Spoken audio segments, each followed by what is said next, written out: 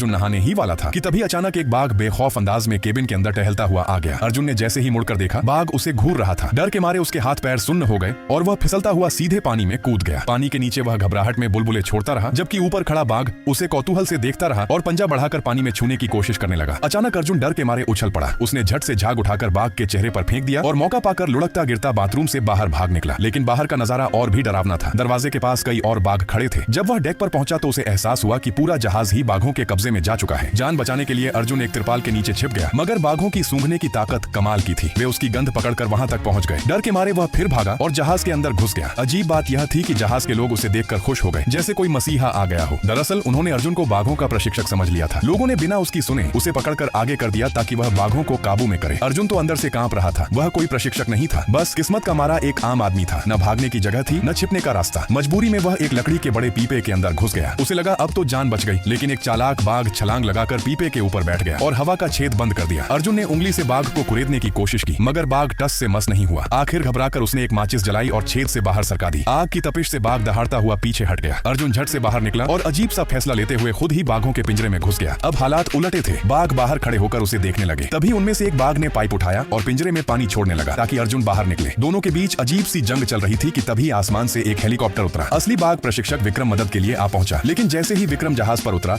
बाघ उस पर टूट पड़े। उन्होंने सीढ़ी तोड़ दी, उसके कपड़े फाड़ दिए। डर के मारे विक्रम तुरंत वापस हेलीकॉप्टर में चढ़कर भाग गया। यह देख पिंजरे में बंद अर्जुन पूरी तरह टूट गया। उसे लगा अब बचने की कोई उम्मीद नहीं। उधर डेक पर बाघ मानो जश्न मनाने लगे। तभी वहाँ एक महिला मीरा प्रकट हुई। हैरानी की बात यह थी कि बाघों ने उसे देखते ही हमला नहीं किया, बल्कि बिल्ली जैसे शांत हो गए। मीरा ने प्यार और धैर्य से उन्हें वापस पिंजरे में ले जाना शुरू किया, लेकिन अचानक उसका पैर फिसला और वह समुद्र में गिर पड़ी। यह देखकर सभी के होश उड़ गए। बाघ लहरों को चीरते हुए उसकी ओर तैरने लगे। लोग डर के मारे भागकर अंदर छिप गए। तभी मीरा फिर दिखाई दी। उसके इशारों पर बाघ शांत होकर लौट आए और बिना किसी हिंसा के जहाज पर वापस चढ़ गए। इस घटना ने सबको एक बात सिखा दी, इस दुनिया में जिसे हम विशेषज्ञ या ताकतवर समझते हैं, वह कभी कभी कच्चा साबित हो जाता है, और जो देखने में कमजोर लगता है, वही प्यार, भरोसे और समझ से सबसे खतरनाक जंगली ताकत को भी जीत सकता है।